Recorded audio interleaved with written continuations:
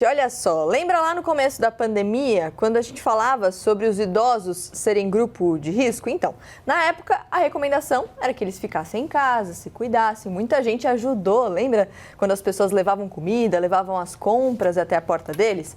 Mas, por outro lado, teve muita gente reagindo de um jeito negativo. Ou você não lembra de ouvir alguém gritando de maneira agressiva, vai para casa quando viu um idoso andando na rua? Esse tipo de comportamento é o que a gente pode chamar de velhofobia, ageísmo, idadismo, etarismo, enfim, são tantos nomes para um preconceito que não deveria existir. Só para vocês terem ideia, a gente está falando de quase 1 bilhão de pessoas com 60 anos ou mais no mundo. A previsão é que até 2050 esse número passe de 2 bilhões, superando a quantidade de crianças no mundo. Karnal, a gente está falando de preconceito por causa de idade. É um preconceito antigo? Existe preconceito de idade, especialmente no século XX, no século XXI, mas nós somos uma sociedade que está envelhecendo. No Brasil, já envelheceu nos países do primeiro mundo, a base da pirâmide está ficando cada vez menor, criando vários problemas lá sobre previdência, sobre saúde. Nós temos que encarar essa questão, estamos envelhecendo, mas vamos lembrar que em sociedades tradicionais, os velhos, entre aspas, eram os que deveriam dar conselhos, inclusive políticos. Em Esparta, se reuniam numa assembleia chamada Gerúsia, Geron, velho em grego. Em Roma, é o Senado, Senex, o mais velho, aquele que senta no Senado. Até hoje, a nossa Constituição exige 35 anos para o Senado. Então, Gabriela Prioli acabou de entrar em idade para senadora, não é? Seria um spoiler? Não, sabia, brincadeira, não é. Mas a Mari já pode ser, por exemplo, vereadora ou deputada, ainda não senadora ou presidenta. Então, nós temos desafios sobre isso, o mundo está mudando, a vida está se estendendo e a ideia de velhice, em 1 ano e meio, eu vou ter direito aos privilégios do estacionamento ou de passagem gratuita em 1 ano e meio. Há 50 anos, uma pessoa de 60 anos tinha um comportamento, hoje ela tem outro comportamento e vai aumentar ainda. Lembre-se que o Yuval Harari prevê 120 anos de vida média para as pessoas e nós teremos que lidar com essa questão. Então, esse preconceito é totalmente fora de realidade. Como é que ter preconceito contra aquele que vai se tornar a maioria? E com uma coisa que é uma conquista, né? Que é uma evolução, porque o aumento da expectativa de vida foi conquistado em virtude da evolução da ciência e das condições de vida de grande parte da população. Eu ia perguntar se você vem sempre aqui.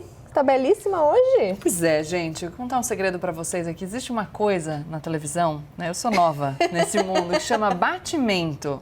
E aí o meu blazer, por acaso, estava dando um batimento. A técnica me falou, não, vai ter que ir só com body. Tá linda. A gente tá aqui. Belíssima. Entendeu? Espero que vocês gostem. Leandro também está belíssimo com essa Comentem cor nas nossas redes, por favor, que o body tava bonitinho. E se houver muitos comentários, eu também tiro o blazer e abro o botão aqui até a parte possível. Tudo é possível. Adorei, gosto assim. Gabi, voltando ao assunto, né? Quando a gente fala de preconceito por causa da idade, tem muito daquilo que você não gosta, a opinião do outro sobre a nossa vida. Então, você tem que ter espírito jovem, você tem que aquilo, você tem que isso. A famosa opinião que ninguém pediu também, né? Mas aí eu vou juntar com o assunto do programa hoje para dizer que quanto mais você envelhece, mais chance você tem de amadurecer e perceber que você não tem que nada. Por isso que os pesquisadores da felicidade costumam dizer que a nossa curva de felicidade é uma curva em U. A gente tende a ser mais feliz na infância e na velhice, justamente porque a gente se despreende daquilo que é do outro. A opinião do outro sobre como a gente tem que viver é a opinião dele, não nos diz respeito. É ele quem vai ter que lidar com isso. E a gente vai aprendendo ao amadurecer que a gente tem que viver a nossa vida do jeito que nos faz felizes. Por isso que o aumento na expectativa de vida é uma conquista tão positiva e por isso que as pessoas têm que ser encorajadas a viver esse período adicional de existência e a deixar viver. Porque quando a gente deixa viver, a gente alimenta uma lógica que nos liberta no futuro. Mas se eu puder fazer ainda uma outra observação, claro. Quando você começou o programa, Mari, você veio falando da pandemia e o Karnal fez a observação dos problemas da Previdência. Então, com o aumento na expectativa de vida, a gente passa a enfrentar problemas relacionados à Previdência, não só no Brasil, mas no mundo todo. E isso é uma discussão que pode gerar um preconceito adicional contra as pessoas mais velhas, porque elas significam um custo, e um custo que muitas vezes vai ser suportado pelo contribuinte mais novo, que está lá ativamente contribuindo para o sistema previdenciário penitenciário. Quando a gente fala da Covid, a gente pode agravar essa situação, porque no começo da pandemia, e isso foi sendo, enfim, alterado ao longo da evolução da doença, da evolução das pesquisas sobre a Covid-19, mas os idosos eram um grupo de risco. E a consequência era que todo mundo precisou se isolar e, portanto, restringir a própria liberdade para contribuir para um cenário que oferecesse menos risco aos idosos.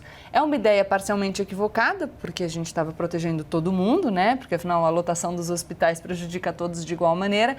Mas isso pode servir para que as pessoas já de mente preconceituosa aprofundem a sua visão com um viés absolutamente negativo e equivocado sobre esse assunto.